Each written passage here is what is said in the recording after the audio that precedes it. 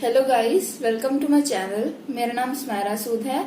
ये मैंने एक नया चैनल बनाया है और ये मेरे चैनल पे फर्स्ट वीडियो है।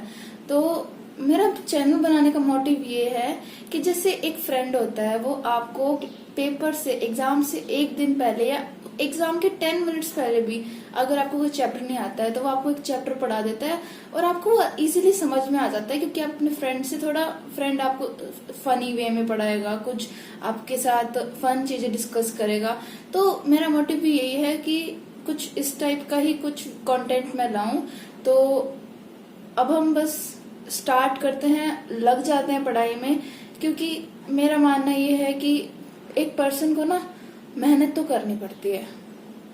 चाहे अगर आप लाइफ के फर्स्ट 20 इयर्स मेहनत कर लोगे तो आपकी बाकी की रेस्ट ऑफ द लाइफ आपकी ना एकदम एंड हार्ट के साथ गुजरेगी और आप बिल्कुल एंजॉय कर रहे होगे। लेकिन अगर आप ये first 20 life social media, Instagram and ये फालतू चीजों में आप अपनी लाइफ वेस्ट करोगे तो आगे की जितनी भी आपकी लाइफ है वो ना, जैसे कहते हैं ना, झंड हो जाएगी। बिल्कुल कोई मजा नहीं आएगा लाइफ में। वही 9 to 5 की गंदी मंदी नौकरी कर रहे होगे। तो थोड़ा अभी से थोड़ा ध्यान देते हैं। और आज जो हम टॉपिक डिस्कस करेंगे वो है 10th क्लास का फर्स्ट चैप्टर बायो का, लाइफ प्रोसेसेस। और जो टॉपिक्स आज कवर होंगे वो है what our life processes, nutrition in plants, nutrition in animals हम फिर किसी और दिन करेंगे, क्योंकि वो थोड़ा बड़ा टॉपिक है, इसलिए उसको टाइम चाहिए। मैं भी आपकी तरह एक स्टूडेंट हूँ, मैं भी कॉम्पिटिटिव एग्जाम्स के लिए तैयारी कर रही हूँ, तो मेरे पास भी थोड़ी टाइम की शॉर्टेज होती है, इसलिए मैं वीडियो को शॉर्ट एंड क्रिस्प रखूंगी। और जो चैप्टर डिस्कस होगा ना, मैं माइंड में ये रखूंगी कि आप एनटीएससी या एनएससीजीएस दोनों के लिए प्रिपेयर कर रहे हो तो थोड़ा हम एनसीईआरटी के लेवल जो है ऊपर उठाएंगे, क्योंकि एनसीईआरटी तो हर बच्चा ही पढ़ लेता है। तो फिर आप यूनिक क्या कर रहे हो, तो थोड़ा सा बिल्कुल कंटेंट हाई जाएगा। तो बिना समय गवाए लेट्स गेट स्टार्टेड। चलो अब हम अपना चैप्टर स्टार्ट करते हैं। जो चैप्टर है लाइफ प्रोसेसेस, सबसे पहला टॉपिक उसका what our life processes. Life processes होती क्या है?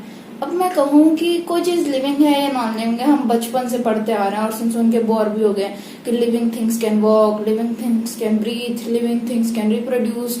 ये हम बचपन से सुनते आ रहे हैं। इसलिए बस जो लाइफ प्रोसेसेस हमारी जिंदगी को मेंटेन करने के लिए, जिंदगी को कैरी ऑन रखते रहने की जरूरी होती है। जैसे अगर हम सांस नहीं लेंगे तो मर जाएंगे, अगर हम खाने को डाइजेस्ट नहीं करेंगे तब हम मर जाएंगे, जब हम अपनी बॉडी से हार्मफुल सब्सटेंस को एक्सक्रीट नहीं करेंगे तब हम मर जाएंगे।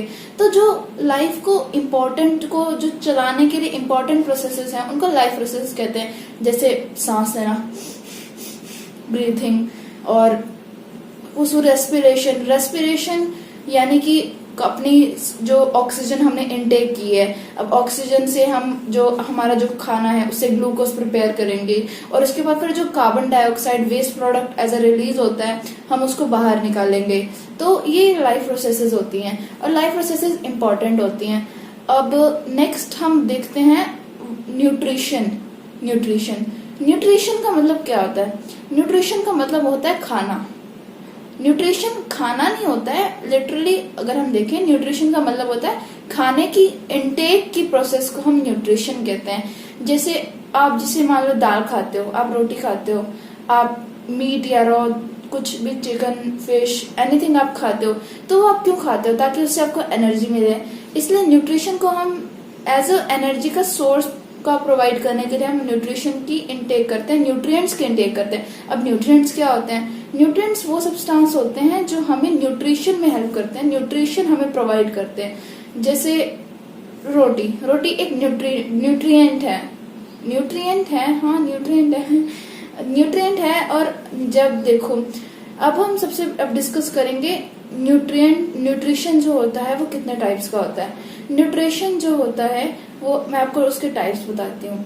न्यूट्रिशन सबसे पहले होता है हमारा हेट्रोट्रॉफिक, और एक और टाइप होता है ऑटोट्रॉफिक। हेट्रोट्रॉफिक यानी जो मतलब सबसे पहले ऑटोट्रॉफिक देखते हैं।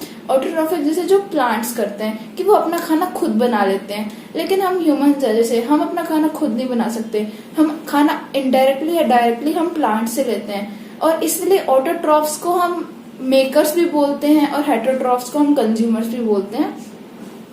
ऑटोट्रॉफ्स अपना खाना सनलाइट से, वाटर से, जो उनको सॉइल से मिनरल्स मिल रहे हैं उससे अपना खाना खुद प्रिपेयर करेंगे, और हेटरोट्रॉफ्स हम अपना खाना किसी और सोर्स से लेंगे, इनडायरेक्टली या डायरेक्टली फ्रॉम प्लांट्स। जैसे अगर हम सीधा हम प्लांट्स को ही खा लेते हैं, जैसे कैरेट, रेडिश, स्पिनच, या फिर हम सीधे एनिमल्स को, जैसे चिकन, जैसे हम जैसे मिल्क प्रोडक्ट्स आते हैं, जो क्योंकि गाय है वो चारा खाती है तो वो इनडायरेक्टली हम प्लांट से ले रहे हैं, तो वो होता है ऑटोट्रॉफिक न्यूट्रिशन।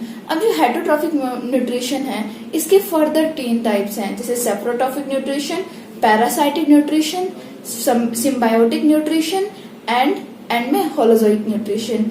अब हम सबसे पहले बात करते हैं सेप्रोफाइटिक न्यूट्रिशन की। सेप्रोफाइटिक न्यूट्रिशन क्या होता है कि जब एक organism dead and decaying matter पे, यानी अगर हम नॉर्मल भाषा में बात करें तो गंद पे जब वो उसका न्यूट्रिशन ले रहा होता है और उससे जो एनर्जी लेता है उसको हम सेप्रोफाइटिक न्यूट्रिशन बोलते हैं।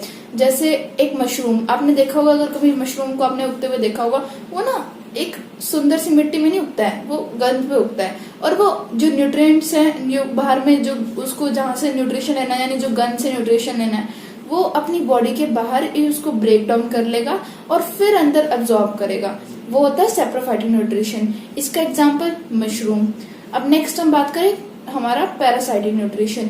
पैरासाइटिक न्यूट्रिशन जैसे कि सिर में जुएं पड़ जाती हैं, और कभी देखा है आपके पेट में, जैसे बचपन में हर किसी बच्चे के पेट में होता है कीड़े होते हैं, वो कीड़े नहीं जैसे टेपवर्म होते हैं, वो आपकी बॉडी से न्यूट्रिशन लेते रहते हैं, लेकिन वो ना आपको कोई बेनिफिट नहीं करते, वो न्यूट्रिशन लेते रहते हैं और आपको एक तरह से किल भी नहीं करते हैं। जैसे मान लो टाइगर है, वो आपको पहले, मतलब टाइगर है, किसी उसको एनिमल को खाना है तो वो पहले उसको मारेगा फिर खाएगा, लेकिन जो पैरासाइट्स होते हैं वो हमें मारते नहीं है, वो सीधा ही डायरेक्ट ही हमसे न्यूट्रिशन लेते रहते हैं। तो अब उन्होंने जैसे अब न्यूट्रिशन ले रहे हैं हमारी बॉडी से, वो हमें कोई रिटर्न गिफ्ट नहीं दे रहे हैं। तो जैसे कहते हैं ना, आप जैसे डेविल होते हैं पैरासाइट्स, आप वो समझ सकते हो, yes you can name them devils. तो जैसे कि लाइस यानी सिर वाली जू हैं, और एक बेल होती है, बेल जिससे वो ट्रीज पे होती है, उसको उसको कसकटा या फिर अमरबेल भी बोलते हैं। तो वो आपने कभी हो सकता है देखी हो, या फिर आप देख सकते हो जैसे टेप वर्म्स, राउंड वर्म्स, ये हमारे सारे पैरासाइट्स हैं। अब नेक्स्ट हमारा रिलेशन होता है सिम्बायोटिक रिलेशन। सिम्बायोटिक मतलब कि जब 2 ऑर्गेनिजम्स एक क्लोज एसोसिएशन में रहते हैं, कि मतलब दोनों मिलजुल के रहते हैं, हार्मनी में रहते हैं। जैसे हमारे लिचन होते हैं, लिचन को कई बच्चे लाइस से कंफ्यूज करते हैं, लाइस और लिचन बिल्कुल अलग चीजें हैं। लिचन जिससे आपको सुना होगा, आपने केमिस्ट्री के चैप्टर में भी पढ़ा हो सकता है, पढ़ा हो आपने, कि लिचन से हमारा लिटमस पेपर भी बनता है। लिचन क्या होते हैं, कुछ फंगस और कुछ एल्गेस, वो दोनों साथ में रहते हैं। जो फंगल पार्टनर होता है वो उसको, जो एल्गल पार्टनर होता है उसको प्रोटेक्ट करता है फ्रॉम एनवायरमेंट, और जो एल्गे होते हैं, जो मतलब जो सिम्बायोटिक रिलेशनशिप में रह रहे होते हैं, वो जो फंगल पार्टनर होता है उसको, जैसे वो उनके पास एल्गेस के पास आपको पता होगा फोटोसिंथेसिस करने की पावर होती है, तो वो फोटोसिंथेसाइज करके वो फूड, फंगल पार्टनर को फूड प्रोवाइड करेंगे। तो ये दोनों ऐसे क्लोज एसोसिएशन में रह रहे हैं, ये दोनों को रिटर्न गिफ्ट मिल रहा है, फंगल पार्टनर को फूड मिल रहा है और एल्गल पार्टनर को प्रोटेक्शन मिल रही है। ऐसे सिम्बायोटिक यानी दोनों को रिटर्न गिफ्ट मिल रहा है, ऐसे रिलेशनशिप को हम सिम्बायोटिक रिलेशन बोलते हैं। अब जैसे हम देखें, ये सिम्बायोटिक रिलेशनशिप मतलब ऐसे गुड रिलेशनशिप कि दोनों साथ में मिलजुल के रह रहे हैं। आपको मैं एक फन फैक्ट भी बताऊं, जो लिचन्स होती हैं, ये आपने देखा होगा कभी भी इंडस्ट्रियल एरिया जैसे दिल्ली, बेंगलोर, कोलकाता, जो मतलब हैवी इंडस्ट्री एरियाज हैं जहाँ पे धुआं, पोल्यूशन बहुत ज्यादा होता है, तो उन एरियाज में कभी नहीं उगते। पता है क्यों? क्योंकि लिचन्स आर सेंसिटिव टू SO2। कौन सी गैस? SO2 यानी सल्फर डाइऑक्साइड। आपने देखा होगा किसी एरिया में अगर लिचन पाए जाते हैं ना पेड़ों पे, ये पेड़ों पे रहते हैं बेसिकली, लिचन अगर पेड़ों पे पाए जाते हैं ना, तो मतलब वो जगह बची हुई है अभी पोल्यूशन से, क्योंकि आपको हैवी इंडस्ट्री एरिया में कभी नहीं मिलेंगे, क्योंकि ये SO2 से एलर्जिक होते हैं, और जहाँ SO2 यानी सल्फर डाइऑक्साइड प्रेजेंट होगी, ये वहां पे नहीं मिलेंगे। इसलिए मैंने अपने जो शहर है मेरा, मैंने वहां तक पे आज तक लिचन नहीं देखी है। हो सकता है कभी हम देखें, कभी साफ हो थोड़ा मौसम, कुछ राहत मिले ये मास्क वगैरह पहनने से। ओके, तो हमारा जो होता है टाइप्स ऑफ न्यूट्रिशन हमने अभी नहीं, अभी एक रहता है। कौन सा रहता है? आपने अभी तक गेस कर लिया होगा, मैंने नाम बोला था स्टार्टिंग में इसका, होलोजोइक न्यूट्रिशन। होलोजोइक यानी इसको हम plant like nutrition, sorry plant like नहीं, एनिमल लाइक न्यूट्रिशन भी बोलते हैं। जैसे जो हमारे ह्यूमन बींग्स का होता है कि हम ना फूड को इनगल्फ कर लेते हैं और उसके बाद अपने अंदर ब्रेक डाउन करते हैं फूड की। कि ऐसा तो नहीं होता है कि आप पहले बाहर केमिकल डाल के फूड को पहले बाहर ग्लूकोज में कन्वर्ट कर लो फिर वो ग्लूकोज लो, नहीं ऐसा नहीं होता है। हम उस चीज को खाते हैं और वहां पे फिर वो डाइजेस्ट होती है और वहां पे अंदर ब्रेक डाउन होती है। इस टाइप का न्यूट्रिशन को होलोजोइक न्यूट्रिशन बोलते हैं। इसके एग्जाम्पल है जैसे पैरामीशियम, अमीबा। एंड अमीबा आपने देखा होगा, अपनी जो सूडोपोडिया होता है उसको बाहर निकाल के फूड एक कैविटी ऐसे कैविटी सी बना लेगा और उसको अंदर इनगल्फ कर लेगा, ठीक है। और paramecium human beings, cat, dog, जितने भी आप जो हैं, जो कह सकते हो कैट, डॉग, ये मैमल्स, ये सब होलोजोइक न्यूट्रिशन फॉलो करते हैं। प्लांट न्यूट्रिशन पे अब हम आएंगे क्योंकि हमने टाइप्स ऑफ न्यूट्रिशन कवर कर लिया है। प्लांट न्यूट्रिशन में क्या होता है कि आपको लग रहा होगा कि मैं बहुत जल्दी पढ़ा रही हूँ क्योंकि मेरे पास टाइम की बहुत कमी है, मेरा बहुत हेक्टिक शेड्यूल होता है। तो मैंने सोचा कि मेरी भी थोड़ी रिवीजन हो जाएगी ऐसे जो मैं पढ़ रही हूँ और थोड़ा आपके लिए भी थोड़ा अच्छा हो जाएगा। इसलिए प्लीज वीडियो को लाइक कर देना क्योंकि एफर्ट लगता है यार, वीडियोस बनाने में एफर्ट लगता है, सच्ची में एफर्ट लगता है। तो अब जैसे हम अपने टॉपिक पर आए, प्लांट न्यूट्रिशन। प्लांट न्यूट्रिशन क्या होता है आपको पता होगा। प्लांट्स के पास क्लोरोफिल होता है, बचपन से पढ़ते आ रहे हैं। क्लोरोफिल होता है प्लांट्स के साथ, वो फोटोसिंथेसिस करते हैं। अब जिन मेरे भाई बहनों को ये नहीं पता फोटोसिंथेसिस क्या होता है तो मैं बता दूं, फोटोसिंथेसिस इज द प्रोसेस कि वो प्लांट्स जो सनलाइट लेते हैं क्लोरोफिल की हेल्प से, रूट से वाटर सक करते हैं, उनकी हेल्प से अपना खाना प्रिपेयर करते हैं, उसको हम उस प्रोसेस को हम फोटोसिंथेसिस बोलते हैं। अब हम बात करें, अब देखिए नेक्स्ट हमारे पास क्या टॉपिक है, फोटोसिंथेसिस। अब फोटोसिंथेसिस से वो प्लांट्स क्या बनाते हैं, प्लांट्स फोटोसिंथेसिस करते हैं एटीपी जनरेशन के लिए। मतलब खाना तो हम भी एटीपी जनरेशन करते हैं। एटीपी की full form adenosine triphosphate. Adenosine triphosphate full form याद करना, 1 मार्क में पूछी जाती है बहुत ज्यादा बार, इसकी फुल फॉर्म इम्पोर्टेंट भी है। अब फोटोसिंथेसिस के अब हम बात करते हैं कैसे होती है। सबसे पहले हम बात करते हैं स्टोमेटा। स्टोमेटा क्या होता है? स्टोमेटा बचपन से हमने पढ़ाई है, पत्तों की सरफेस पे होल होते हैं, टाइनी होल्स होते हैं, वो गैसियस एक्सचेंज में हेल्प करते हैं कि ऑक्सीजन एटमॉस्फेयर से छोड़ते हैं और कार्बन डाइऑक्साइड अंदर ले लेते हैं। गैसियस एक्सचेंज बोलते हैं इसको, वो गैसेस एक्सचेंज करते हैं। और वो जो ट्रांसपिरेशन करते हैं, ट्रांसपिरेशन यानी लॉस ऑफ वाटर जो एटमॉस्फेयर में वो छोड़ते हैं, वो लॉस ऑफ वाटर भी हमारा स्टोमेटा की वजह से ही होता है। स्टोमेटा का खुलना, जैसे वो होल है ना, अगर स्टोमेटा खुला ही रहेगा तो प्लांट्स के जो प्लांट है उसके पास पानी की कमी हो जाएगी, इसलिए स्टोमेटा हमेशा खुला नहीं रहता। स्टोमेटा को बंद भी कर देते हैं, जिससे स्टोमेटा जो होता है वो बंद भी होता है और खुलता भी है। ये बंद खुलता कौन रेगुलेट करता है, यानी कौन इसकी हेल्प करता है बंद होने में और खुलने में? Guard cell. GUARD, guard cell. Guard cell जो होता है वो हेल्प करता है। और ये क्वेश्चन NTSC में और NSAJS के लिए इम्पोर्टेंट है कि which are the only epidermal cell, यानी जो बाहर के सरफेस पे होते हैं एपिडर्मल सेल, जिनके पास क्लोरोफिल होता है। ये आंसर है इस क्वेश्चन का, गार्ड सेल। तो गार्ड सेल क्या करता है कि वो अगर उसने बंद करना होता है, सबसे पहले खोलना होता है, तो वो अपने अंदर पानी भर लेता है। वो जिससे ना गार्ड सेल फूल जाता है और फूलने से वो खुल जाता है स्टोमेटा। और अगर उसने बंद करना होता है तो वो अपने अंदर वो उसको श्रिंक कर लेता है और वो बंद हो जाता है। ये मैं आपको इसकी एक डायग्राम यहाँ पे इंसर्ट कर दूंगी, वो आप देख लेना कि आपको थोड़ा आइडिया लग जाएगा। तो अब गार्ड सेल का हमने फंक्शन देख लिया। नेक्स्ट हम बात करेंगे फोटोसिंथेसिस होता क्या है। फोटोसिंथेसिस होता है क्लोरोप्लास्ट में। क्लोरोप्लास्ट क्या होता है? एक ऑर्गेनेल होती है, आपने 9th क्लास में पढ़ा होगा क्लोरोप्लास्ट के बारे में। और जो क्लोरोप्लास्ट का अगर हम स्ट्रक्चर की बात करें, एक क्लोरोप्लास्ट के डायग्राम की डायग्राम की फोटो मैं यहाँ पे अटैच कर दूंगी कि उसमें आपको पता लग जाएगा कि क्लोरोप्लास्ट के अंदर क्या क्या चीजें होती हैं। क्लोरोप्लास्ट के अंदर ना सैक लाइक स्ट्रक्चर होते हैं जिनको हम बोलते हैं थाइलाकोइड। ठीक है, मैंने कहा था मैं थोड़ा एनसीईआरटी से अबव जाऊंगी, ये एनसीईआरटी में नहीं है। मतलब अगर आपने नहीं करना, अगर आप सिर्फ बोर्ड्स के लिए प्रिपेयर करना चाहते हो तो आप ये थोड़ा देख लीजिए। वैसे नॉलेज तो कभी वेस्ट नहीं जाती है, आपको एक्स्ट्रा नॉलेज लेनी चाहिए।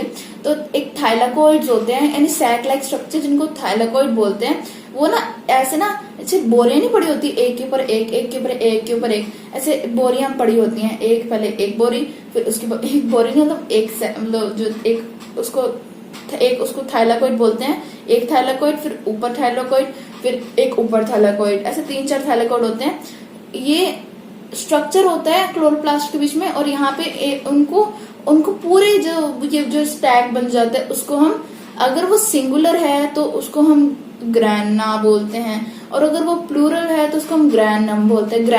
ग्रैनम होता है उस पूरे सेट को हम वो ग्रैना बोलते हैं, और उसके एक कंपोनेंट को हम थाइलाकोइड बोलते हैं। और हमारे पास जो क्लोरोफिल होता है ना, वो ये थाइलाकोइड में प्रेजेंट होता है।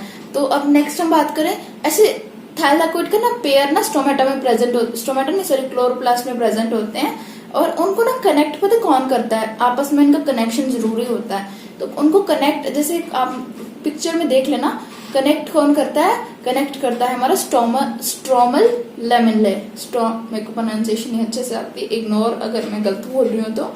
स्ट्रोमल लेमिला, ये उसको कनेक्ट करता है। कौन कनेक्ट करता है? Stromal lamella. और क्लोरोप्लास्ट के अंदर जो फ्लूइड प्रेजेंट होता है, फ्लूइड नहीं मतलब जो उसके बाहर का आउटर कवरिंग होता है थाइलाकोइड और ग्रैनम के अलावा, थाइलाकोइड और स्ट्रोमल लेमिला के अलावा, उसको हम स्ट्रोमा बोलते हैं। अब हमने अब स्ट्रक्चर की बात कर ली क्लोरोप्लास्ट के। अब आगे हम बात करें फोटोसिंथेसिस।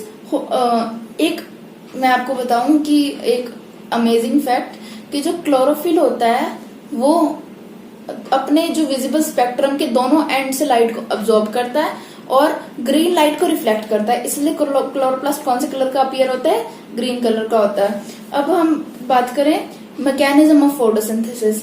फोटोसिंथेसिस होता क्या है हमारा?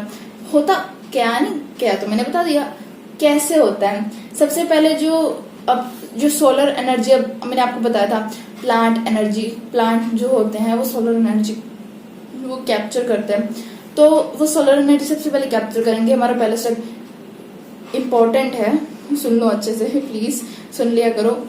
एक जो प्लांट्स होते हैं वो सोलर एनर्जी को करते हैं कैप्चर, और उसके बाद वो उसको जो होता है, जो उन्होंने सोलर एनर्जी को कैप्चर किया है, यानी लाइट एनर्जी को जो कैप्चर किया है, उसको वो केमिकल एनर्जी में बदल देते हैं।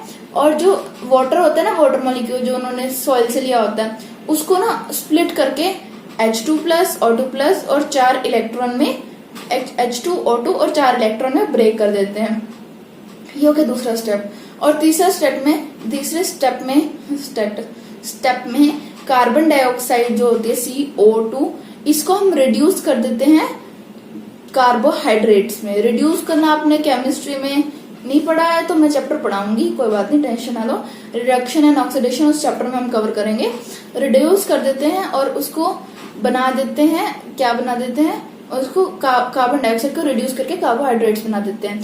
फर्स्ट स्टेप क्या है? सबसे पहले वो सोलर एनर्जी कैप्चर करेंगे। फिर सेकंड स्टेप में क्या होगा? जो सोलर एनर्जी कैप्चर करिए उसको केमिकल एनर्जी में कन्वर्ट करेंगे और H2O मॉलिक्यूल की स्प्लिटिंग कर देंगे। और थर्ड स्टेप क्या होगा? जो CO2 उन्होंने ली है उसको कार्बन डाइऑक्साइड जो हमने लिया उसको कार्बोहाइड्रेट्स में स्प्लिट मतलब रिड्यूस कर देंगे उसको। अब ये हो गया। अब नेक्स्ट हमारी बात करें, एक एक्टिविटी एनसीईआरटी में भी गिवन है, बहुत इंपॉर्टेंट है, chlorophyll. The chlorophyll is necessary for photosynthesis. की क्लोरोफिल की जरूरी है अगर फोटोसिंथेसिस करानी है। हमने सबसे पहले क्या लिया? एक प्लांट लिया जिसकी वेरीगेटेड लीव्स हैं। सुन लो, बोर्ड के पॉइंट से बहुत इंपॉर्टेंट है। हमने एक प्लांट लिया जिसकी वेरीगेटेड लीव्स हैं, उसको हमने 3 दिन अंधेरे में रख दिया। अंधेरे में क्यों रखा? उसको डिस्टार्च करने के लिए, कि जो उसके पास पहले से खाना बना हुआ है ना, जो उसने स्टोर करके रखा है, वो उसका सारा हट जाए। तो प्लांट को डिस्चार्ज करने के, प्लांट को नहीं मतलब उसके पास उसको डिस्चार्ज करने के लिए हमने रख दिया। और उसके बाद 3 दिन तक रख दिया। फिर उसको क्या किया हमने? उसको हमने फिर से हमने 3-4 दिन के लिए उसको ब्राइट सनलाइट में रख दिया और उसकी एक लीफ प्लक कर ली और उसके ग्रीन एरियाज और नॉन ग्रीन एरियाज को मार्क कर लिया और उसके हमने एक राइस पेपर उसके ऊपर रखा और नॉन ग्रीन एरियाज को कर लिया और उसको 5 से 10 मिनट के लिए बॉइलिंग वाटर में रख दिया। बॉइलिंग वाटर से उसकी सेल डेड हो गए और उसको फिर अल्कोहल के वाटर बाथ में हमने डाल दिया। उसके ऊपर फिर हमने डिल्यूट आयोडीन सोल्यूशन डाला और जो लीफ होगी वो कलरलेस। अब जिस पार्ट में क्लोरोफिल रहता था वो तो हमें पर्पल कलर का दिखने लगा और जिस वायर में था वो कलरलेस हो गया। ये हमारी एक्टिविटी थी, प्लीज ये पढ़ लेना, बहुत इंपॉर्टेंट है, बोर्ड्स पॉइंट ऑफ व्यू से प्रीवियस ईयर में आ चुकी है। और नेक्स्ट बस यही है एक इम्पोर्टेंट क्वेश्चन, जो होता है ग्लूकोज जो बनाते हैं प्लांट्स फोटोसिंथेसिस की प्रोसेस से, ग्लूकोज का फॉर्मूला क्या होता है? सबसे पहले ये मेरा आपसे क्वेश्चन है, मुझे कमेंट करके बताना ग्लूकोज का फॉर्मूला क्या होता है। ग्लूकोज जो है वो ग्लूकोज जो है वो ट्रांसपोर्ट किया जाता है प्लांट्स में in the form of sucrose की फॉर्म में इसको ट्रांसपोर्ट किया जाता है, स्टार्च की फॉर्म में स्टोर किया जाता है और बनाया किस फॉर्म में जाता है? ग्लूकोज की फॉर्म में। अब एक और, नाइट्रोजन एक एसेंशियल एलिमेंट है जो कि प्रोटीन और अदर कंपाउंड्स के सिंथेसिस में काम आता है और ये कहाँ से? इनऑर्गेनिक या ऑर्गेनिक नाइट्राइड्स या नाइट्रेट्स की फॉर्म में सॉइल से लिया जाता है। अब बस हमारा खत्म हो गया, बस इतना सा ही था आज का टॉपिक। इतना सा वीडियो लंबी तो हो गई है। अब एक question, mention the material required for further photosynthesis which is obtained by plants through their roots। Root से प्लांट्स क्या ऑब्टेन करते हैं? आपको मेरे को 2 क्वेश्चन के आंसर कमेंट सेक्शन में बताने हैं कि ग्लूकोज का फॉर्मूला क्या होता है और प्लांट्स अपने रूट से सॉइल से कौन सा एलिमेंट ऑब्टेन करते हैं जो फोटोसिंथेसिस के लिए नेसेसरी होता है। तो यही थी हमारी वीडियो, हमारा ये टॉपिक खत्म हो चुका है और मैं जल्दी इसका नेक्स्ट पार्ट यानी हम उस पार्ट में एनिमल हेटेरोट्रॉफिक न्यूट्रिशन कवर करेंगे और मैं जल्दी से जल्दी वो वीडियो रिलीज करने की कोशिश करूंगी। टिल देन टेक केयर, पढ़ते रहिए क्योंकि पढ़ाई ही काम आएगी। ये दुनिया से मोह माया है, सिर्फ आपको पढ़ने पर ही ध्यान देना है अगर आपने कुछ लाइफ में करना है। ये जो एप्स होती है ना, ये सारी डिस्ट्रैक्टिंग, इनको अवॉइड करिए। और बस मैंने इतना ही कहना था। Thank you for watching my video. Please video को लाइक शेयर कर दीजिए। मैं पहले बहुत बार रिक्वेस्ट कर चुकी हूँ कि लाइक शेयर कर दीजिए ना। आप तो कितनी बार बोल दिया यार, कर दो। Thank you.